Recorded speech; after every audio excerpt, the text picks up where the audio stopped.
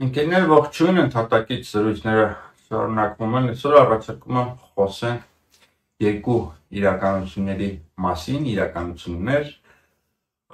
որոնք մեզ ներկայացվում են Նիկոլ Փաշինյանի կողմից, մի կողմից Հայաստանի կեղծ ժողովրդավարական ինքնիշխան պատրանքն է, մյուս կողմից փաշինյանական ավտորիտարիզմը, տերորը եկեղեցու եւ հայ ժողովրդի դեմ, ընդհանրապես քաղաքական հակառակորդների դեմ։ Եվ հետաքրքիր ժամանակներում ենք իսկապես ապրում, այս իմաստով։ Այս թեմայի արդիականությունը ինչով է պայմանավորված, որովհետեւ օրը նշանավորվեց հայ եկեղեցու դեմ տերորի հերթական կամպանիայով, գիտենք, որ Արաքածոտնի գրեթե ամբողջ թեմը ձերբակալվել է, Մկրտիչ սրբազանաթեմի առաջնորդը եւ 5 քահանաներ այս պայծրության գտնվում են քննչական կոմիտեում, իսկ նյութի հրապարակման պահին չգիտեմ, կարող ազատ արձակվեն, կարող կառանավորվեն, չգիտեմ ինչ կլինի։ Այս պայծրությամբ ունենք այս փաստերն է, անկախ նրանից թե զարգացումները որ հունով կգնան, փաստերն է, որ եկեղեցու դեմ եւ հայ ժողովրդի դեմ տերորը շարունակվում է, բայց մինչ այդ առաջարկում եմ բաժանորդագրվել մեր YouTube անալիքին 1-9 եւ հավանել տարածել ընդհատակից զրույցները։ Հիմա հասկանանք էլի ինչ իրականությունների հետ գործ ունենք։ Իրականություն համար 1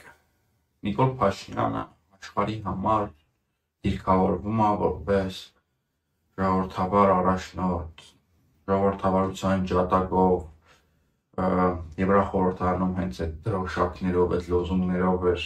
հանդես գալիս, խոսում էր հայկական ժողովրդավարության հաղթանակի մասին, աշխարհին ներկայանում է որպես ազատ եւ այդ գաղափարներից անդին գործիչ TikTok-ը վարում, Հայաստանի վարշապետը ակտիվ բլոգեր է դարձել, ունի TikTok-յան էջ, հիմա էլ նոր թրենդ է սահմանել տարբեր երկերի նվագակցությամբ լուր նստում է, եւ դա հայտի TikTok-ում է դարձել, որ Զենֆերայի եկի տակ լուր նստում է ու չգիտեմ, հազարավոր մարդիկ նույնը անում էին, ծիծաղում էին, վիդեոներակցում թե ոնց ենք ազատ քայլում Երևանի փողոցներում կամ Հայաստանի այլ բնակավայրերում հեծանիվար քշում եւ բնականաբար այս վարքագիծը, այս պոպուլիստական վարքագիծը շատ մարդկանց է գրավում, ինչպես Հայաստանում, այնպես էլ Հայաստանից դուրս, հատկապես այս հետխորհրդային տարածքում եւ շատ ադրբեջանցիներ, ղազախներ, ռուսներ, թուրքմեններ, տաջիկներ բարի նախանձով են հետևում Փաշինյանի այս վարքագծին, որտեղ այդ ազգություններից շատերը, որ այս թվարկեցի, ապրում են խիստ կոշտ, ավտորիտար, տոտալիտար համակարգերում եւ հաճախ ամբողջ կյանքում եւ մոտիկից չեն տեսել իրենց երկրների ղեկավարներին եւ միայն հեռուստացույցով, միայն պրոպագանդայի միջոցով, այսինքն խիստ համակարգերում են ապրում եւ անջրպետված կա, չգիտեմ, հասկայական ճեղք կա քաղաքացու, օրինակ Տաջիկստանի քաղաքացու եւ երկրի նախագահի կամ ընդհանրապես կառավարության միջև։ Այս առումով իրենք բարի նախանձով են նայում։ Մի ժամանակ մենք էլ էինք այդ բաների բարի նախանձով նայում, խոսքը հայաստանցիների մասին է, նայում էինք այդ եվրոպական երկրներին, սկանդինավյան երկրներին հատկապես բարի նախանձով ասում էինք, վայ, տեսեք, մեր չինովնիկները պատավատներից ցած չեն իջնում, այդ այնտեղ հեծանիվով են գնում գործի, մետրոյով են գնում գործի, ռոք են լսում եւ հենց մենք էլ ենք էլի գերին դարձել այս կեղծ պոպուլիզմին, այս կեղծ իրականությանը եւ հիմա ստացանք ստացանք այդ իրականությունը։ Մեր վարշապետը հեծանիվ է քշում, լավ երգեր է լսում, TikTok-ի թրենդերի է մասնակցում, ոտքով քայլում է, ասում է, խոսում է, ստացանք այդ պոպուլիզմը, բայց զուգահեռ իրականությունում մենք տեսնում ենք տերոր, տեսնում ենք բռնություններ, տեսնում ենք ավտորիտարիզմ, տեսնում ենք տալան, տեսնում ենք անիշխանություն, մի խոսքով բոլոր բացասական բաները տեսնում ենք, բայց զուգահեռ իրականությունում վարշապետը զենքեր է լսում, հեծանիվ է քշում, ոտքով քայլում է, եւ այստեղ պետք է հասկանալ, թե հետխորհրդային տարածքի ժողովուրդները քաղաքական մտածողության մեջ ինչքան խակ են, ինչքան չհասունացած են, տարվում են պոպուլիստական բաներով, այն ինչ որ կա սկանդինավյան երկրներում կամ եվրոպական այլ երկրներում, միգուցե դա պոպուլիզմ չի, միգուցե դա արդեն նորմալ հագից է, եւ ինստիտուտները, համակարգերը, կյանքը, խաղի կանոնները թույլ են տալիս, որ ինչ-որ մի չինովնիկ աշխատանքի գնա հեծանիվով եւ դա ինչ-որ առանձնահատուկ բան չի։ Այսինքն, խնդիրը նրա մեջ չի, որ ինչ-որ մեկը հելնի հեծանիվով, ինչ-որ մի առաջնորդ Ռահմոնը, Նիկոլ Փաշինյանը կամ Լուկաշենկոն որ հեծանիվ քշեն։ Խնդիրը այդ չի։ Հարցը համակարգերի մեջ է, հարցը միջավայրի մեջ է, միջավայր, որը թույլ է տալիս այդպիսի բան անել եւ այդ միջավայրում դա նորմալ է։ Բայց մեր միջավայրում մեր համակարգերը այդպիսի բան չեն ենթադրում, մենք չենք եկել այդ մակարդակին, չենք հասել այդ կետին եւ դրա համար դա մեր վրա վաճառում են որպես պոպուլիստական ակցիա, ինչ-որ մի ներկայացում, ինչ-որ մի տեսարան եւ ուրիշներն բարի նախանձով են նայում, չգիտեմ, որոշ ադրբեջանցիներ կոմենտներ են գրում, ստատուսներ են գրում, ասում են, այ երբ պետք է գա այն օրը, որ Ադրբեջանի ղեկավարն էլ հեծանիվ քշի, Ադրբեջանի ղեկավարն էլ զենքերի երաժշտության տակ, երկի տակ բանանի, չգիտեմ, TikTok նկարի։ Այս կեղծ, շատ կեղծ պոպուլիզմի հետ գործ ունենք, որը, չգիտեմ, արևմուտքում, սկանդինավյան երկրներում իրական է, բայց մեր մոտ կեղծ բան է, մենք չենք հասկանում, որ հարցը քայլի մեջ չի, նորից եմ ասում, այլ համակարգերի, կյանքի խաղի կանոնների եւ մարդկանց մտածողության համապատասխանության այս կեղծ իրականությունների բախումը շատ ակնհայտ է, ինչից կարողանում է Նիկոլ Փաշինյանը շատ հնարամիտորեն օգտվել եւ դա ներկայացնել որպես ինչ-որ մեծ նվաճում։ Ընդհանրապես Նիկոլ Փաշինյանի իրականությունները բազմազան են։ Տեսնում ենք արտաքին դրսի հարթակներում ամեն իրավիճակում, ամեն պահի նվաստանում ինչ-որ անհարմար իրավիճակներում հայտնվում, կամ նրան չեն նկատում, կամ հիշենք էլ այդ Եգիպտոսում Թրամփի հետ այդ ամոթալի նրա ամոթալի վարքագիծը չի անտեսված էր կամ հացված էր անդադ շեշտեր, որ ինքն էլ այնտեղ գնաց Թրամփի մոտ երրորդ թե երկրորդ անգամ նրա այդ ծանոթացա։ Եթե ինչ-որ մեկը Հայաստանի վարչապետին չի հիշում, չհիշողի խնդիրն է գնաց, երրորդ անգամ նվաստացուցիչ տեքստերն է ասում, օրհնում է, չգիտեմ, ինչեր անում ուզում անդադ կիզակետում լինի, բայց չի ստացվում։ Իրականում Հայաստանը փոքր երկիր է, եւ փոքր երկրի հաղթանակի կամ շահերի պաշտպանության համար միգուցե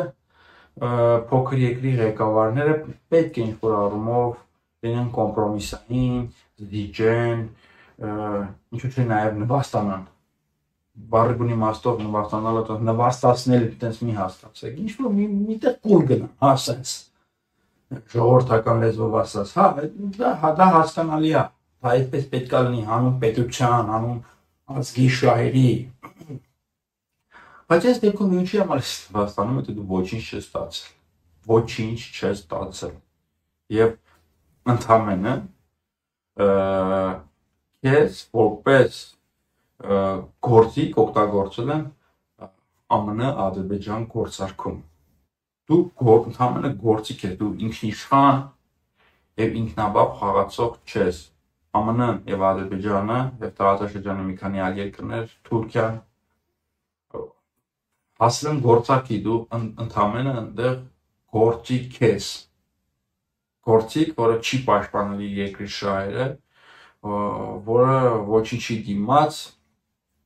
անդադ պատրաստ է եղել եւ պատրաստ է գնալ սիջումների եւ այդ քո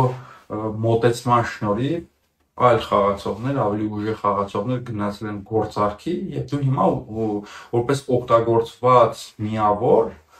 աշխարհակաղակական զարգացումներում ուզում ես, չգիտեմ, նկատպես, քո այդ նկատված լինելը վաճառես քո հանրության վրա, բայց այդպես չի լինում։ Հիմա դրսում նվաստացած գործիչը ներսում տեսնում լավ ինչ անում, տերոր է իրականացնում,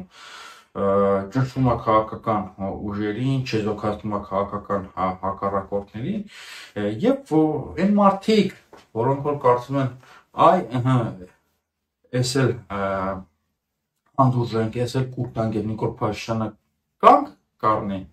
չարաչար սխալվում են։ Այդ մարդկանցից մեկն է երևի ամենայն հայոց կաթողիկոսը, Գարեգին II-ը եւ հապար տերը կարծում է, որ եթե ինքը արձագանքի կամ թույլ արձագանքի, ապա Նիկոլ Փաշինյանը կանք կառնի։ Միգուցե Գարեգին II-ը առաջնորդվում է չինական հայտնի ասացվածքով, որ պետք է նստել գետի ափին եւ սպասել, թե ինչպես գետը կբերի հակառակորդի դիակները։ Այդպես չի լինելու հայկական իրականությունում։ Այդտեղ օրակարգ թելադրում է դեռևս Նիկոլ Փաշինյանը, նախահարձակա լինում եւ տեսնում թե ինչպես է կազմաքանդում իր հակառակորդներին եւ առաջին հերթին եկեղեցուն եւ իսկապես կազմաքանդում է։ Շիրակի թեմի առաջնորդը նստած է, Տավուշի թեմի առաջնորդը նստած է։ Հիմա արդեն քննչական կոմիտեի արագածոտնի թեմի առաջնորդը իր 5 կանոնների հետ միասին եւ նա կանք չի առնելու մինչեւ չհասնի իր նպատակին եւ ինչ-որ մի օր ինչ-որ մարդիկ ԱՀԾ-ից գնալու են նաեւ Գարեգին II-ի հետևից եւ թող որևէ մեկին չթվա թե նա կանգ առնելու դրսում էլի գնալու է նվաստանան մարդկանց համար խաղարկելու է ժողովրդավարություն, կեղծ ժողովրդավարություն, TikTok-ները նկարելու, ներկայացումները ցույց տալու, հիստերիկ անալու է, բայց ներսում իրականացնելու է այս տերորը այ ժողովրդի եւ հայ եկեղեցու դեմ։ Այսպես որ տեսնում ենք այս իրականությունը, տեսնում ենք թե ինչքան հակասական են մի կողմից այս իրականությունը եւ մյուս կողմից ինչքան ներդաշնակ ձևով կիրառվում են Հայաստանի իշխանության կողմից եւ ամեն ինչից ինչ-որ մատ պրոպագանդայի գործիքա վերցվում եւ արդյունավետ ձևով կիրառվում է, շարունակելու է այդ միակողմանի դիճումները, շարունակելու է դրսում նվաստանալ, շարունակելու է TikTok նկարել եւ շարունակելու է չեզոքացնել բոլորին Հայաստանում, ով որ իրեն խանգարում է եւ վերարտադրել իր իշխանությունը։ Թերևս այսքանը շնորհակալություն հետևելու համար, շնորհակալություն արձագանքների համար, առաջարկում եմ եւս մեկ անգամ բաժանորդագրվել մեր YouTube ալիքին, հավանել, տարածել ընդհատակի զրույցները, լավ եղեք։